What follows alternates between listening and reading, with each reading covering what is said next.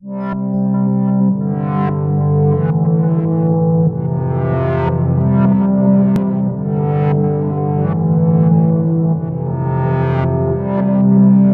à toutes, bienvenue sur l'ADN Beauté. J'enchaîne les vidéos, c'est pour ça que vous me voyez habillée de la même manière. J'essaie d'en tourner pas mal parce que je vais bientôt être absente. J'avais envie aujourd'hui de vous faire une vidéo spéciale parfum. Pardonnez-moi par avance, je n'ai pas le vocabulaire associé, je ne suis pas du monde du parfum, donc j'ai peut-être utilisé les mauvais mots, mais je voulais vous faire découvrir avec mes propres mots comment les parfums me font voyager, ce que j'aime chez eux et à quoi ils me font penser. C'est très subjectif les parfums, donc j'ai toujours trouvé ça très difficile de faire une présentation YouTube. Quand j'en vois une sur YouTube qui présente ses parfums, j'adore sa façon d'en parler, et puis quand je vais les sentir, je me retrouve être assez déçue. Et en plus, on a chacun des goûts très très particuliers, moi particulièrement sur les parfums, ce qui fait que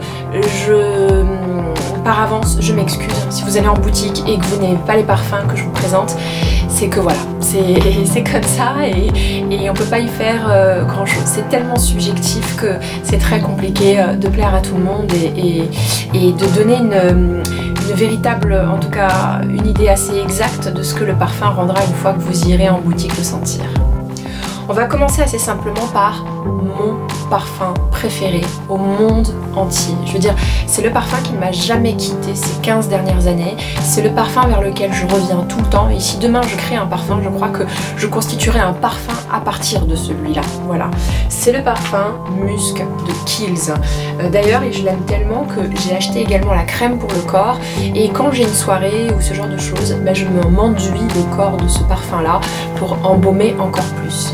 Alors la description basique de ce parfum, c'est un féminin masculin, plutôt floral, discret, propre, sensuel. Et vraiment, le mot c'est sensuel, c'est très poudré, c'est une odeur de peau, c'est une odeur légèrement savonneuse et métallique. Et vous avez vraiment l'impression d'avoir mis votre nez dans un super pull en cachemire. Voilà, c'est quelque chose d'un peu animal, je ne vous le cache pas. Et à chaque fois que je le mets, particulièrement les hommes me disent « tu sens merveilleusement bon ». C'est un parfum qui, comment dire, qui pousse les autres à vous renifler. Donc parfois il ne faut pas trop en mettre, si vous allez à un rendez-vous un peu particulier, peut-être qu'il ne faut pas le mettre, ça peut laisser croire à certaines choses, mais je crois qu'il fait vraiment appel à l'instinct et il donne vraiment cette impression d'odeur un peu animale. C'est pas très fort non plus, encore une fois, ça sent le propre, c'est assez féminin masculin, c'est assez, je dirais pas light, mais c'est assez aérien aussi, ce qui fait que ce musc, qui est censé être un peu oriental, ne l'est absolument pas et même, je trouve, très contemporain et très urbain. Voilà. Moi, c'est mon parfum préféré, je l'adore. Pour la petite histoire, apparemment, je vous raconte l'histoire. La légende raconte que l'huile de musc présentée à la clientèle de l'apothicaire new-yorkais Kiehl's fut créée par un ami de la famille du gérant. Lancée en 1921, elle n'aurait pas eu le succès escompté, ayant été jugée trop sensuelle.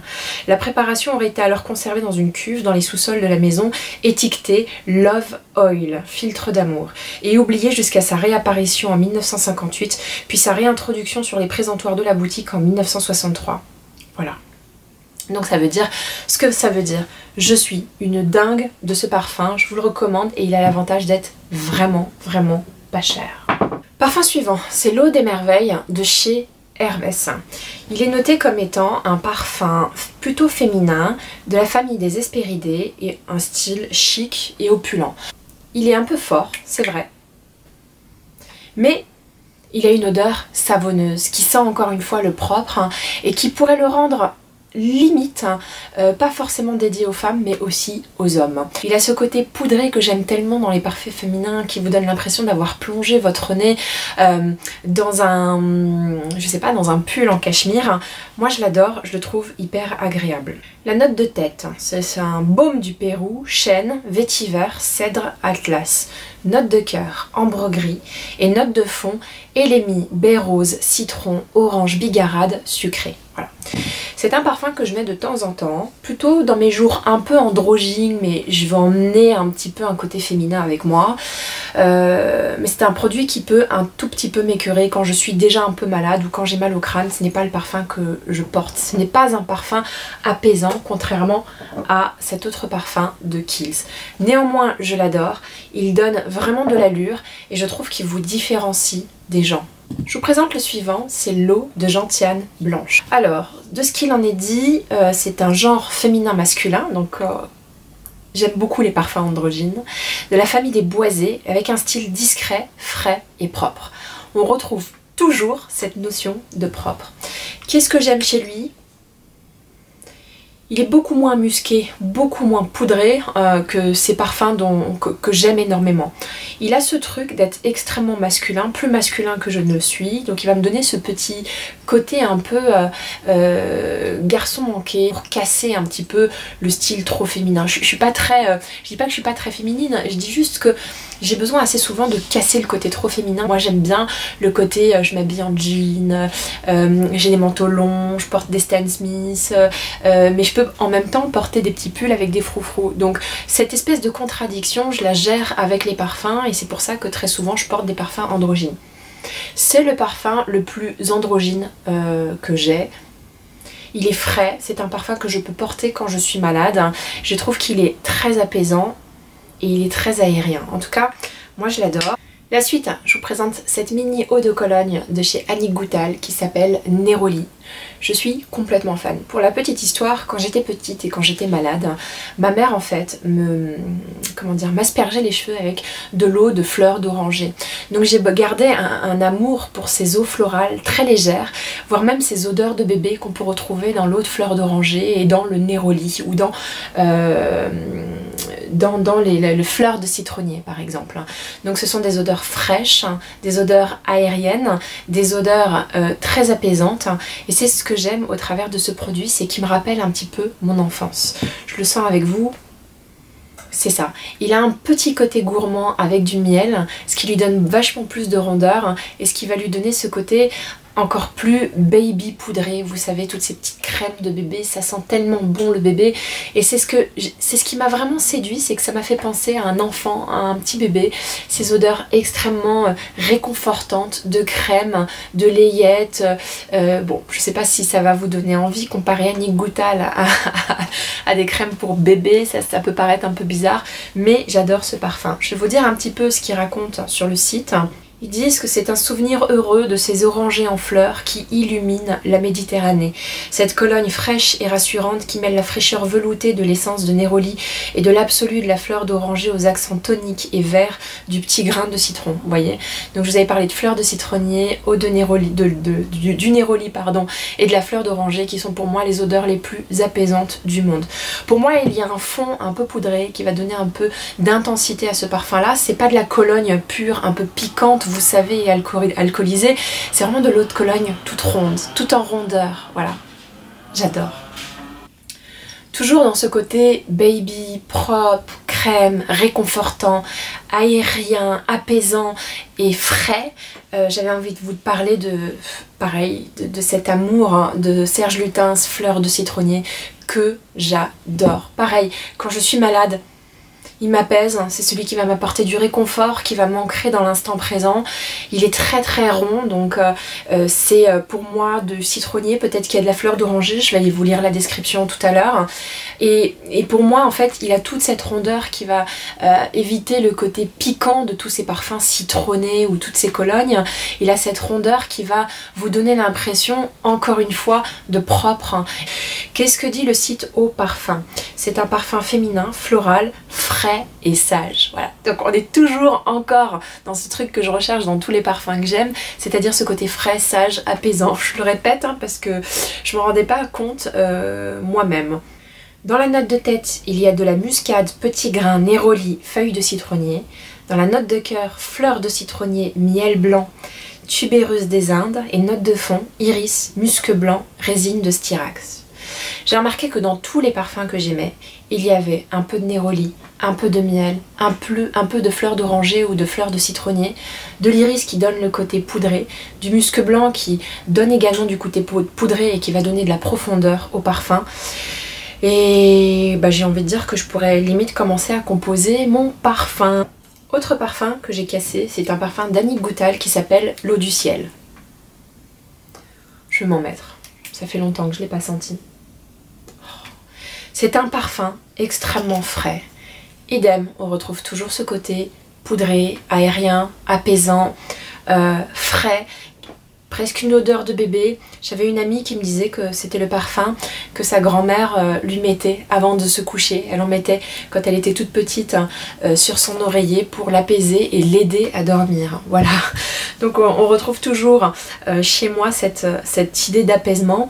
Qu'est-ce qu'on en dit? Donc dans le genre c'est un féminin masculin. C'est assez étonnant parce que je le trouve quand même très féminin. De la famille florale et dans un style classique, élégant et sage. J'avais envie de vous lire la description qu'Annick Goutal fait sur son propre site parce que je trouve qu'elle représente bien ce parfum-là. Balade bucolique sous la pureté d'un ciel ensoleillé à travers un paysage bordé de foin coupé, une mélodie de senteur aérienne, tendre et innocente, aussi délicate que le battement d'ailes d'un papillon. Quand l'odeur herbacée et fleurie du tilleul, poudré d'iris, se pose sur un lit enveloppant de musc blanc et de cire d'abeille. Voilà. Donc on trouve ce côté encore gourmand qui là remplace le miel qui est la cire d'abeille. On retrouve ce muscle blanc et cet iris qui va donner de la profondeur et surtout un côté poudré à ce parfum là. Et on retrouve encore une fois ce côté innocent, tendre, qui a un peu la douceur d'une enfance parfaite, quoi, je dirais. Donc un parfum que j'aime beaucoup, que je mets principalement en été et qui est très agréable. Parfum que je gère très bien quand je suis malade. Autre parfum, c'est Philosykos de Diptyque qui sent la figue. C'est une figue tendre, apaisante, encore une fois arrondie dans pas mal de musc à mon sens, hein, qui va lui donner un côté très poudré et qui va lui donner un côté très aérien et apaisant encore une fois. Hein. Je vais le redire 56 fois, je suis en train de me rendre compte que je vais toujours vers les mêmes notes. Hein. Alors qu'est-ce qu'ils en disent de ce parfum là? Donc la note de tête, hein, c'est la feuille de figue, la note de cœur, c'est le bois de figuier et la note de fond, du cèdre blanc. La description, c'est un parfum boisé vert, fruité et aromatique sur un fond lacté et musqué de bois de figuier et de cèdre blanc. Un grand classique conçu tant pour les hommes que pour les femmes. Voilà, donc pour moi c'est un parfum que j'adore, que je mets principalement en été et qui va me donner ce côté hyper frais, hyper agréable et hyper apaisant. Je l'ai dit combien de fois le mot apaisant depuis le début de cette vidéo, vous pouvez me taper, hein. Je l'adore. Dernier parfum, c'est ce parfum de Miller Harris qui s'appelle L'air de rien, qui est totalement différent de ceux que je vous ai présentés. Sans lire quoi que ce soit, qu'est-ce que j'ai envie de vous dire? Ça reste un parfum un peu savonneux, un peu mémé, donc avec ce côté un peu mémé, un peu ambré, ou oui c'est ça, à mon avis c'est de l'ambre. Je me trompe peut-être, hein, on va le voir tout à l'heure. Mais c'est un parfum qui va un peu me transformer, qui je trouve est beaucoup moins dans les frais et dans le côté apaisant, mais qui va être dans le côté très sensuel et dans le côté un peu plus femme. Qu'est-ce qu'on en dit de Miller Harris? Ah d'ailleurs c'est un parfum qui a été créé par Jane Birkin, voilà, qui était l'odeur préférée de Jane Birkin. La note de tête, c'est de la famille orientale ambrée. Note de tête, aldéhyde, galbanum, néroli, tiens donc. Note de cœur, muguet et note de fond, ambre, mousse de chêne, musc, patchouli et la vanille. La vanille c'est très rare parce que j'aime vraiment pas ça, mais je trouve qu'elle se mélange assez bien. L'air de rien s'inspire de la vie et du style de Jane Birkin. En remettant en question le conformisme, Jane a cherché à évoquer la nostalgie des bibliothèques poussiéreuses et des livres anciens. C'est ce que Lynn Harris a magistralement retranscrit avec des notes riches de mousse de chêne, de néroli, d'ambre et de vanille. Donc c'est un parfum qui est vraiment différent de ceux que je vous ai décrits, qui est beaucoup plus présent et qui pour moi est pas si bibliothèque que ça, mais plus un parfum de mamie quand même. hein, faut dire ce qui est, c'est un parfum de mamie. Mais revisité sur des gens comme nous, habillés comme nous et qui n'ont pas 80 ans, je trouve que ça donne une touche un peu vintage. J'adore ce parfum, vraiment je l'adore. Et c'est le dernier de toute cette gamme qui m'écœure pas, parce que là on va commencer à parler de parfums qui peuvent un peu me rendre malade et que j'utilise avec parcimonie. Tout d'abord, l'Holante de Diptyque. C'est un parfum extrêmement fort, voilà. À cette époque-là, j'avais envie de sentir. Pour moi, c'est un parfum qui affiche une présence. On sait que vous êtes là. C'est pas un parfum discret, c'est pas un parfum apaisant. C'est un parfum qui marque les esprits et qui fait que quand vous n'êtes plus dans une pièce mais que vous y avez été très récemment, vous êtes encore là pour les gens. C'est un parfum très très sensuel, assez animal, mais qui va vraiment titiller votre nez de façon à ce que soit vous l'aimiez, soit vous l'aimiez pas. Il peut être trop fort pour certaines personnes.